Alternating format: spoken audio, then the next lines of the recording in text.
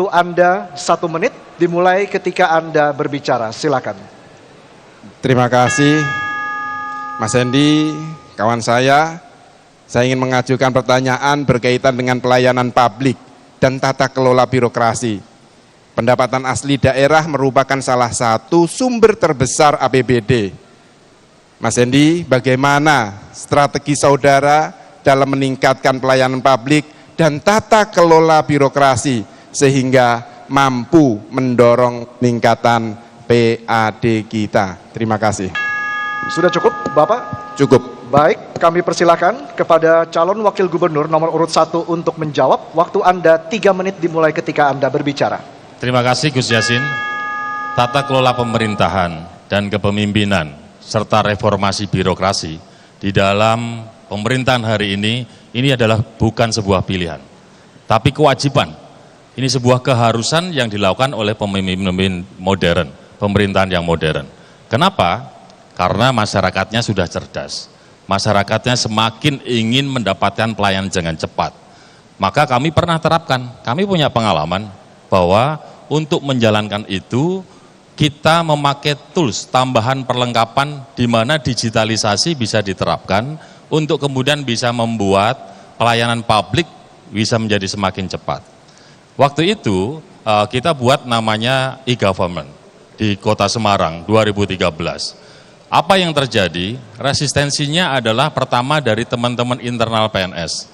Ada yang sudah sepuh, sudah tua, nggak paham dengan kemajuan teknologi, tapi kita buat fakta integritas. Kita paksa, karena menurut kami waktu itu, bahwa kemajuan teknologi adalah hal yang tidak bisa kita abaikan begitu saja. Maka kemudian berkembang, mulai dari e-planning, perencanaan, musrenbang di tingkat RW, kelurahan, kecamatan, sampai musrenbang kota, ada sebuah perencanaan yang bisa dimasukkan oleh masyarakat lewat e-planning tadi. Sehingga akan muncul usulan-usulan aspirasi dari masyarakat yang mungkin mereka waktu itu tidak datang di dalam musrenbang.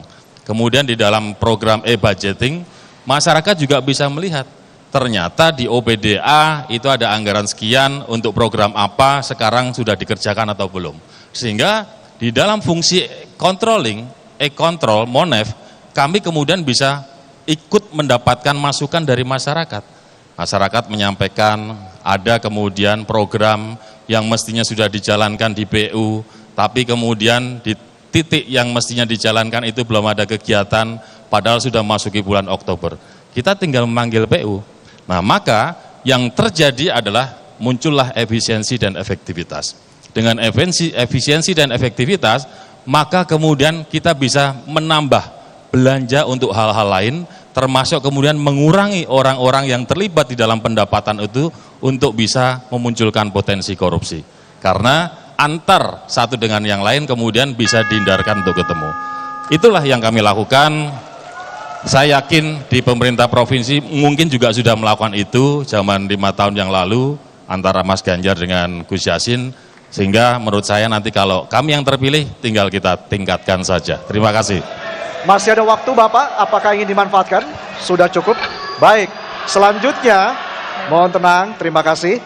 Selanjutnya kami persilahkan kepada calon wakil gubernur nomor urut 2 untuk menanggapi jawaban dari calon wakil gubernur nomor urut 1. Waktu Anda 2 menit dimulai ketika Anda berbicara, silakan. Terima kasih Mas Hendy. Bahwa yang saya pertanyakan itu bukan masalah e-planningnya, e-governmentnya, akan tetapi bagaimana pelayanan itu bisa meningkatkan PAD-nya, yang ini belum dijawab oleh Mas Hendy. Maka pelayanan publik prima penting Mas Hendy untuk menjadi semangat dalam penyelenggaraan pemerintah Provinsi Jawa Tengah. Dengan memberikan pelayanan prima, maka manfaatnya tidak saja memberikan pelayanan secara maksimal kepada seluruh rakyat Jawa Tengah, namun juga akan kembali pada pemerintah Provinsi Jawa Tengah. Tentu kami memiliki program integrasi semua aplikasi layanan. Di situ termasuk ada perizinan yang mudah, tidak akan bertemu antara ASN dengan investor, dan memberikan pelayanan yang baik sehingga investor datang ke Jawa Tengah berbondong-bondong. Itulah yang kami maksud untuk meningkatkan PAD Jawa Tengah. Ditambah lagi Mas, kami juga meningkatkan kenyamanan kantor pelayanan termasuk kantor Samsat kita. Kita buat layak kantor seperti kantor perbankan. Di situ juga ketika masyarakat datang ke kantor Samsat biasanya membawa anak-anak, maka di situ juga akan kita sediakan arena bermain buat anak-anak sehingga kenyamanan itu terdapatkan di sana, karena kita tahu bahwa wajib hukumnya membayar pajak, maka yang bayar harus kita layani dengan baik. Terima kasih. Masih ada waktu Bapak? Cukup. Sudah cukup. Baik, pendukung harap tenang, harap tenang. Sesuai kesepakatan bersama kita tadi, harap tenang. Terima kasih. Selanjutnya kami persilakan calon wakil gubernur nomor urut 1 untuk merespon tanggapan dari calon wakil gubernur nomor urut 2. Waktu Anda 2 menit, silakan. Rasa-rasanya saya juga sudah menjawab ya, dengan e-government itu membuat orang kemudian tidak perlu tatap muka. Karena tidak perlu tatap muka, maka kemudian tidak ada potensi korupsi atau kebocoran. Jadi Gus Yassin, menurut saya jawabannya saya kasih pantun saja Gus Yassin.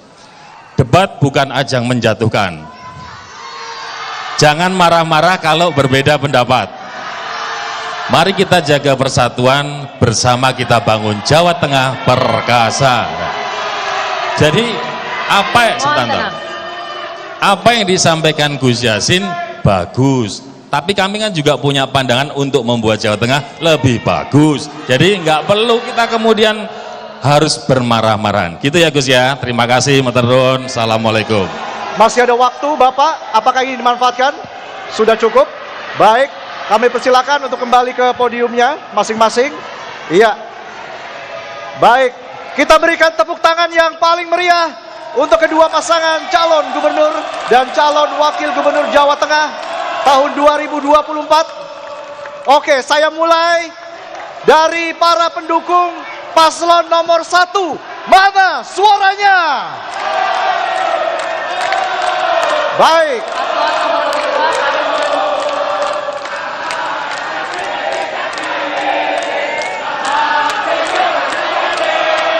Oke. Dan selanjutnya para pendukung paslon nomor 2. Mana suaranya?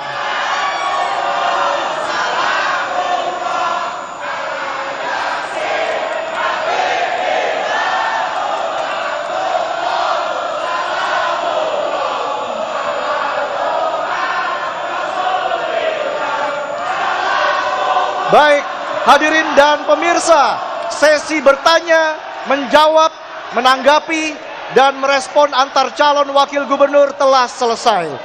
Kami akan kembali di segmen berikutnya dengan pernyataan penutup atau closing statement dari masing-masing pasangan calon gubernur dan wakil gubernur. Tetaplah di debat.